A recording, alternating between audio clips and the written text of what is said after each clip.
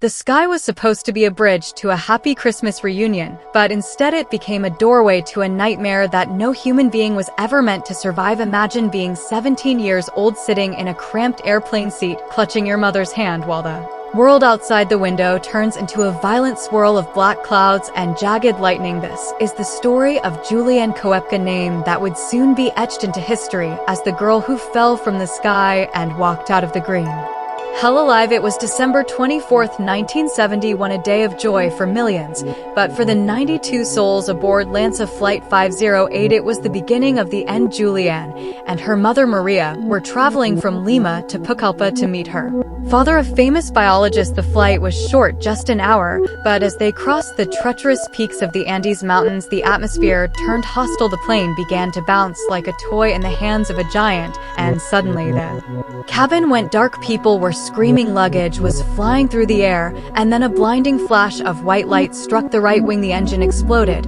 and the plane simply broke apart in mid-air. Julianne felt the sickening sensation of weightlessness. She wasn't in a seat anymore. She was falling, strapped to a row of 3 chairs, spinning like a helicopter seed toward the dense canopy of the Peruvian Amazon 2 miles below. She remembers the wind whistling past her ears and the terrifying sight of the green carpet rushing up to meet her. Then there was only silence. She woke up the next morning under the shade of the trees. Her vision was blurred and her collarbone was shattered, but she was alive. She called for her mother over and over, but the only response was the buzzing of flies and the distant roar of howler monkeys. Julianne was the daughter of 2 world-class biologists. She had spent years living in the jungle with them, learning its secrets, and those secrets were about to save her life. She knew she couldn't stay near the wreckage because the trees were too thick for rescue planes to see her. She found a small bag of candy, the only food she would have for the next 11 days, and she began to walk. Her eye was swollen shut from the impact, and her body was covered in deep gashes, but her mind was sharp. She remembered her father's golden rule for survival in the jungle: always follow the water. She found a tiny trickle of a stream and started walking downstream, knowing it would eventually lead to a larger river and perhaps to civilization. The Amazon is not just a forest, it is a living, breathing predator. The heat was suffocating, reaching over 90 degrees with humidity so thick it felt like breathing underwater. Every step was a battle against sinking mud and hidden dangers. She had lost her glasses in the fall, so she had to feel her way through the undergrowth. She saw colorful frogs that she knew were poisonous and heard the rustle of jaguars in the distance. But the worst enemy wasn't the big predators, it was the insects. Flies laid eggs in her open wounds, and soon hundreds of maggots were eating her flesh alive, causing an agonizing itch and pain that kept her awake at night. By the 4th day, she heard the sound of search planes circling high above, but the canopy was a solid roof of green. She tried to wave, but it was useless. They couldn't see a lone girl in a torn summer dress walking through a green ocean. She felt a crushing sense of loneliness, knowing that everyone else on that flight was likely dead, and she was the only one left to tell the story. On the 6th day, the stream turned into a river. The water was dark and murky, hiding crocodiles and stingrays. Julianne had to swim in the middle of the river because the banks were too overgrown to walk on. She was exhausted, her legs were like lead, and her stomach was screaming for food, but she didn't stop. She floated with the current, letting the river carry her weak body toward an unknown fate. She was hallucinating, seeing phantom houses and hearing voices that weren't there, but her instinct to live was stronger than her desire to give up. By the 9th day, she stumbled upon a small boat tied to a riverbank. She thought it was another hallucination, but when she touched the cold wood, she knew it was real. Nearby, there was a small hut used by lumbermen. She crawled inside and found a can of gasoline. She remembered her father once treating a dog with maggots using kerosene, so she poured the gasoline over her infected arm. The pain was like fire, but as the maggots crawled out of her skin, she felt a grim sense of relief. She stayed in that hut for the night, shivering with fever and praying for someone to come. The next morning, 3 men appeared. They were terrified at first, thinking she was a blonde water goddess from their local myths, but when she spoke in Spanish and told them she was from the crashed plane, they wept and carried her to safety. Julianne had survived a 2-mile fall and 11 days in the most brutal environment on Earth. When she was finally reunited with her father, the world watched in disbelief. She led the search teams back to the wreckage where they found the remains of the plane and confirmed that she was indeed the sole survivor of Lanza Flight 508. This story isn't just about a miracle, it is about the resilience of the human spirit and the power.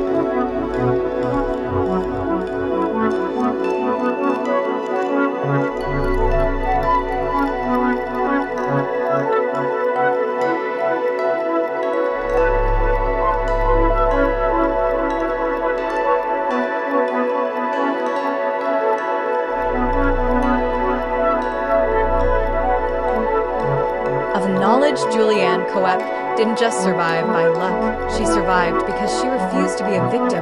She took her fear and turned it into a map. Today, she is a celebrated biologist who dedicated her life to protecting the very jungle that tried to claim her. She proved that even when you are falling through the clouds, and even when the world is dark and full of shadows, there is always a path home if you have the courage to keep walking them. The story reminds us that no matter how deep the jungle of our own lives may be, we are never truly lost as long as we keep moving forward toward the light.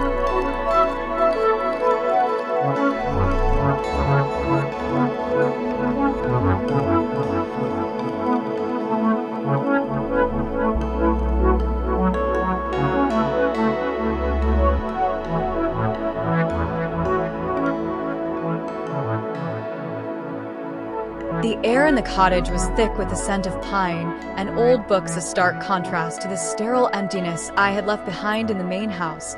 And as I watched Elena struggle with her heavy suitcases on the gravel driveway, I felt a strange sense of detachment, like I was watching a character in a movie whose ending had already been written.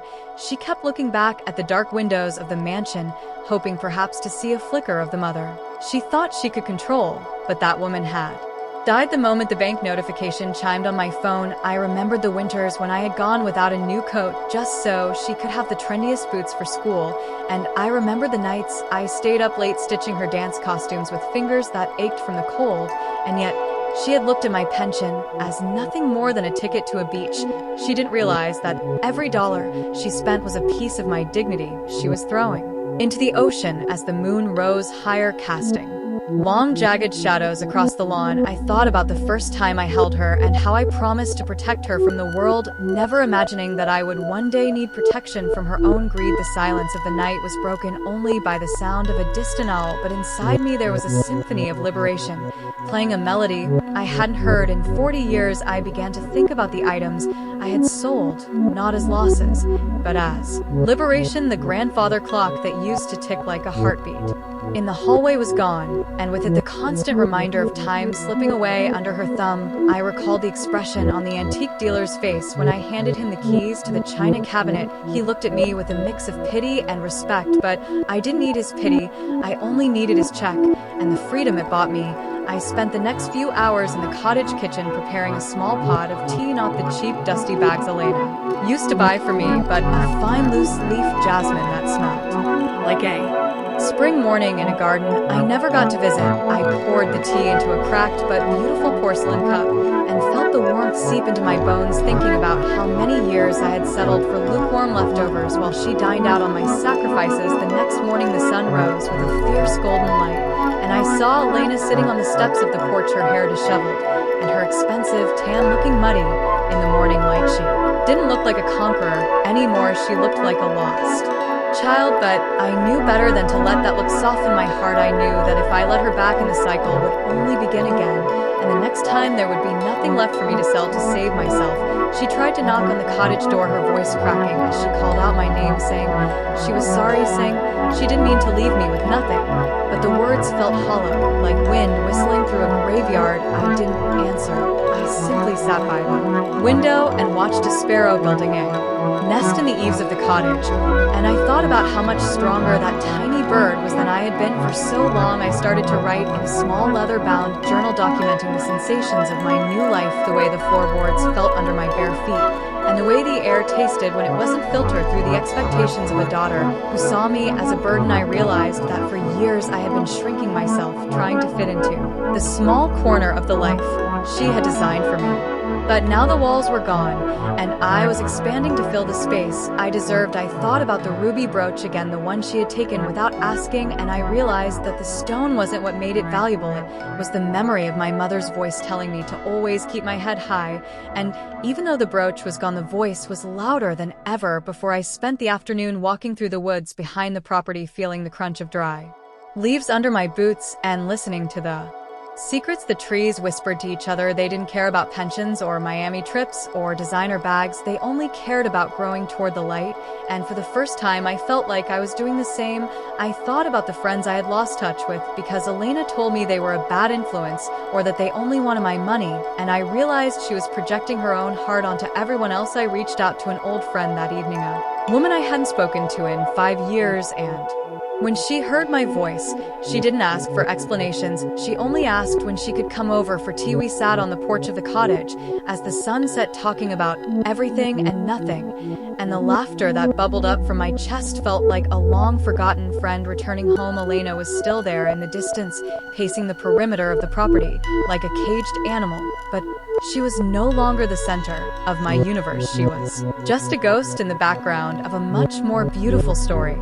I began to plan my small garden, imagining rows of lavender and rosemary, and perhaps a single rose bush that would bloom even in the harshest winter. I didn't need a mansion to be happy. I only needed a space where I was respected and where my worth wasn't measured in what I could provide for someone else. The days turned into weeks, and the transformation of my soul was complete. I no longer woke up with a knot of anxiety in my stomach, wondering if I had done enough to please her. Instead, I woke up and asked myself what I wanted to do, and the answer was usually something simple like reading a book by the fire or taking a long walk in the rain. I saw Elena one last time before she finally gave up and moved into a small apartment in the city. She looked tired and aged by the weight of her own choices, and for a fleeting second I felt a pang of motherly sorrow. But then I remembered the empty grit box and the hunger that had gnawed at my stomach while she was sipping cocktails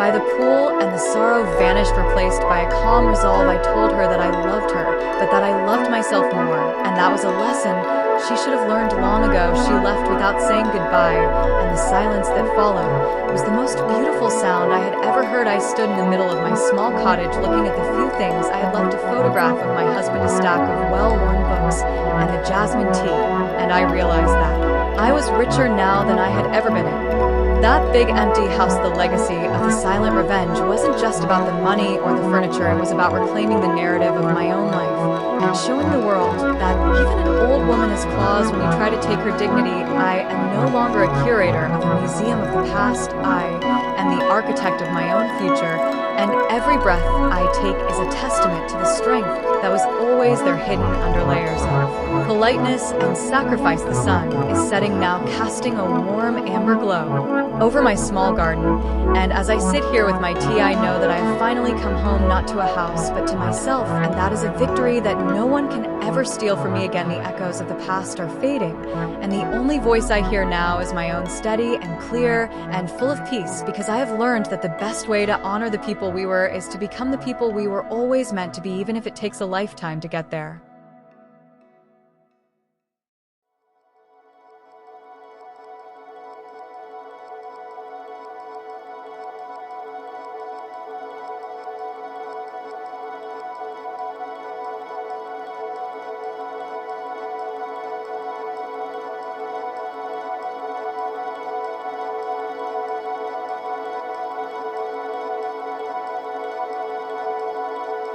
Realization. I took the black card from my worn-out purse and laid it on the table, telling them the dinner was on me because I didn't want them to feel the sting of a bill they couldn't afford to pay with their pride. I told Beatrice to keep her $500 and use it to buy some class, though I doubted any store sold it in her size. I looked at my son and saw the man I had raised finally waking up from the nightmare of vanity. I walked out of that restaurant, and the night air never felt so Sweet, I didn't wait for the valet. I didn't wait for a car.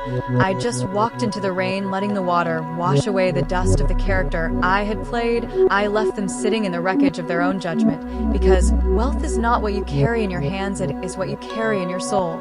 And I had finally taught my son that his mother was not a shadow, but the very light that had kept him warm all his life. I went home to my simple apartment, and I sat in the dark listening to the heart of the city beat, and I knew that the game was over, but the truth had finally set us free, because at the end of the day we are all just stories, and I wanted mine to be one of courage, not of coin. I am Lara, and I am finally whole.